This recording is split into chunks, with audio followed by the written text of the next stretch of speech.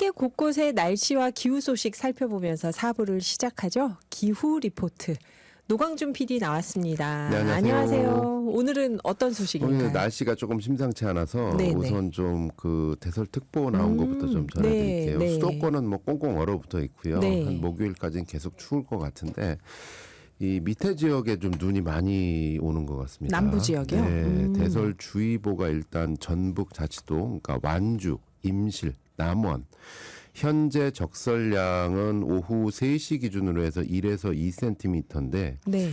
예상 적설량이 내일 모레까지 10에서 20cm 어이구. 정도가 예정이 돼요. 이 많은 곳은 전북 남부 내륙은 30cm 이상도 예상이 된다. 그럼 오늘 하루 동안 밤에 그렇게 온다는 얘기인데요? 그렇죠. 그래서 총 예상 적설량이 10에서 20cm 정도 네. 된다.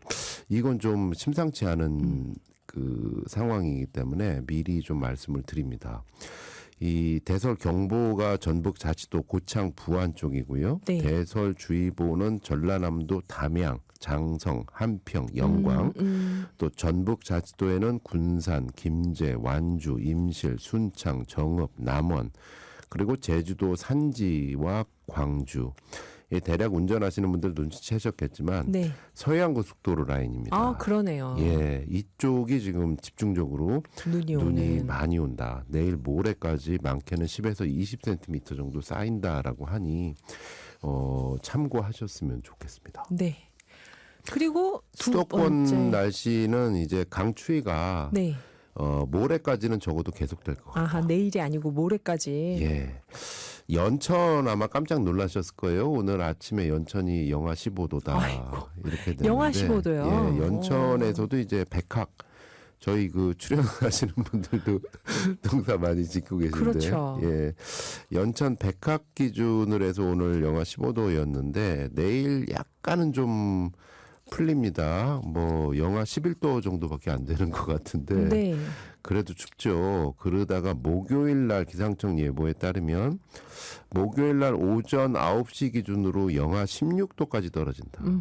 연천 백학 기준으로 해서. 네. 이 정도로 이제 수도권은 적어도 모레까지는 꽁꽁 얼어붙는다. 와, 연천에서 영하 15도, 16도까지 네. 내려간다고요, 예. 오전에. 그렇습니다.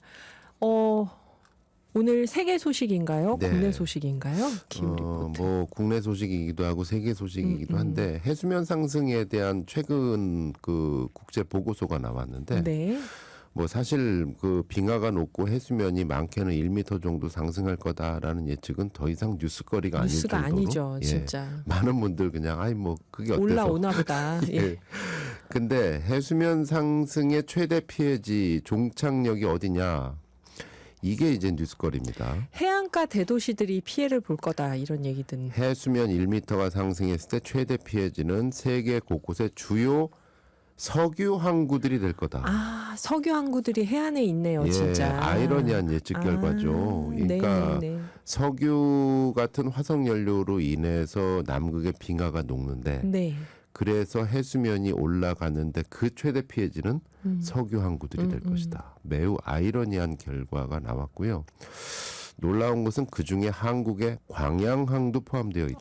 전라남도 광양항이요? 예, 그렇습니다. 우선 이 보고서가 어디냐면 표지 사진부터 보이는 라디오에 띄워드릴게요. 영어로는 State of the Cryosphere Report 2024, 그러니까 크리오. 꽁꽁 눈과 얼음으로 꽁꽁 얼어붙은 빙권이라고 하는데요. 네네.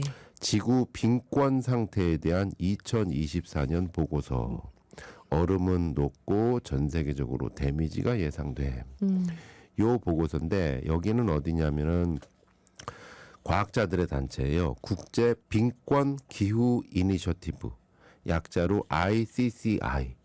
여기가 매년 50명 이상의 빙권을 연구하는 학자들의 검토로 정기 보고서를 발간해 왔거든요.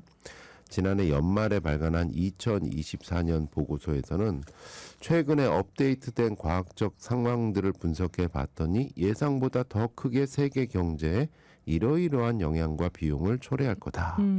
뭐 이렇게 얘기가 나오고 있는데요. 뭐 얘기는 뭐 자세히 얘기하면 더 우울해하기만 하니까. 계속해서 해수면 상승이 된다는 거죠. 어쨌든 전 세계 빙하 유실로 인해서 수십억 명의 사람들에게 재앙적인 결과를 가져올 것이다.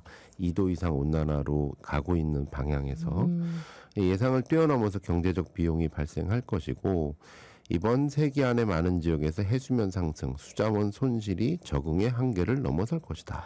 이거 진짜 장원 교수님 오셨을 때 빙하가 녹으면서 해수면 상승하는 게 생각보다 빠를 거란 얘기를 그 했었는데요. 인터뷰를 듣고 이 보고서 내용을 접하니까 네. 이렇구나. 전 세계 과학자들이 이렇게 내다보는구나. 또 3도 이상 온도 상승설도 이제 얘기가 나오는데 네. 이렇게 되면 장원 교수님도 얘기하셨지만 시베리아 영구 동토층에서 온실가스 배출량이 얼마나 증가될 거냐. 네. 이로 인해서 빙하가 얼마나 많이 녹을 것이냐.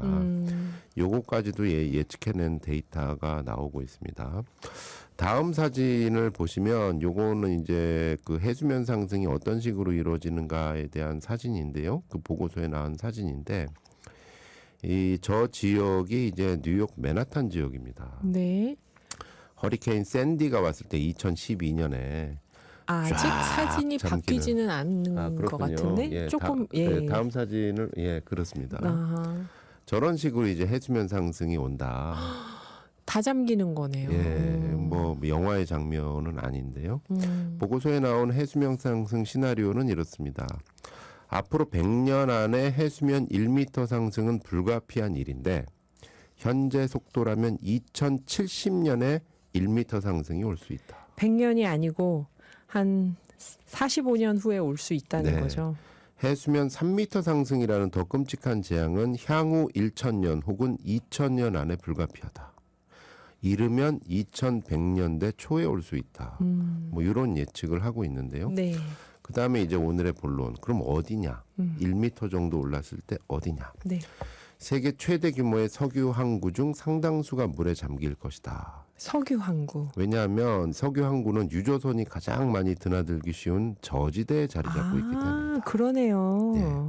그래서 ICCI 보고서에서는 전 세계적으로 유조선이 가장 많이 드나드는 항구 15곳 중에서 우리나라 광양항을 포함한 13곳이 해수면 상승에 취약한 상태다라고 꼽고 있습니다. 여기가 원래는 저지대여서 다니기 쉽다 해서 유력한 장소로 만든 건데 해수면이 1m 상승되면 부두는 물론이고 석유 저장 시설, 석유 시설 이런 각종 인프라가 파괴될 수 있다. 네. 이런 위험도 지적을 하고 있는데 궁금하잖아요. 도대체 어느 항이냐 뭐 네. 이렇게 그래서 보고서를 쭉 이렇게 보다 보니까 이렇게 좀 뭐 학술적인 데이터만 쭉 나오고 어느 항이지 이렇게 안 나왔는데 마침 가디언 기자들이 잘 정리를 했습니다. 네. 대략 제가 알고 있는 항만 말씀드리면 해수면 1m 상승에서 가장 큰 피해 항구 사우스 코리아 한국에서 광양항이 꼽히고 있고요. 차이나 하면은 다롄항 그다음에 또 상하이항 네. 이렇게 한 두세 개 정도가 중국에서 피해를 입는 것으로 나타났습니다. 일본은 없고요. 네.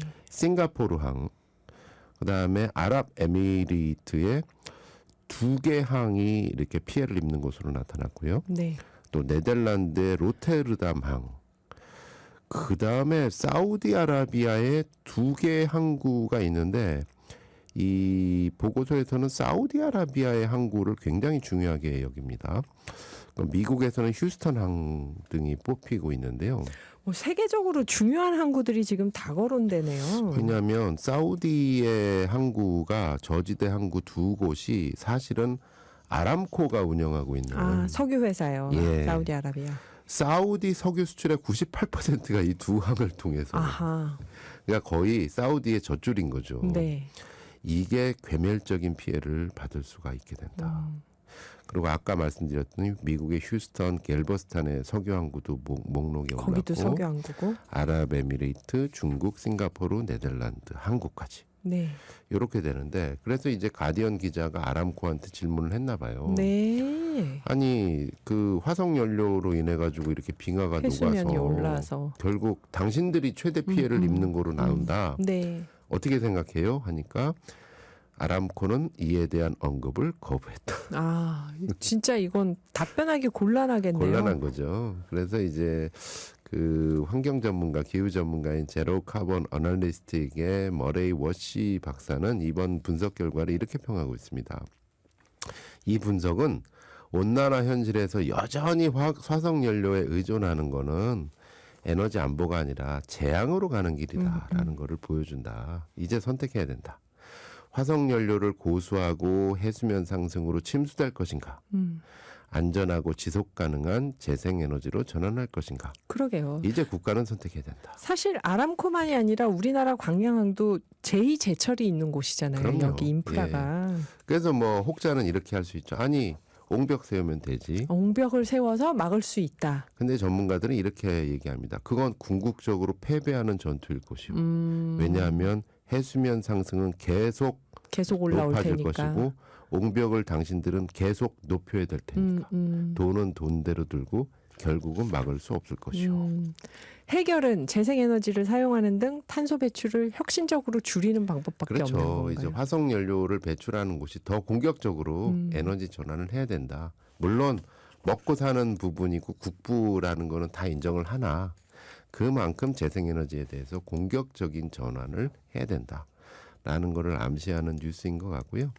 이 보고서보다 하면 또 다른 쟁점이 있어요. 네. 장원 교수님 얘기했던 이 영화 투마로우에서 한순간에 북반구가 확 얼어버린 현상 있잖아요. 맞아요. 해류 순환. 이렇게 언급하고 있습니다. 보고서는. 그린란드와 남극 대륙 빙상이 녹는 등의 요인으로 인해 두 극지방의 중요한 해류가 느려질 수 있다는 점에 대한 과학적 합의는 커지고 있다. 그러니까 과학자들 사이 이견이 점점 합의가 없어지고 점점 있다. 되고 있다는 해류가 거죠. 느려지고 있다는 거. 네.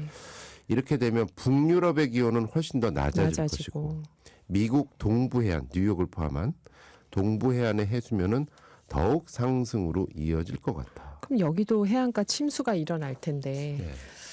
네. 이런 놀라운 소식입니다. 막아야 된다.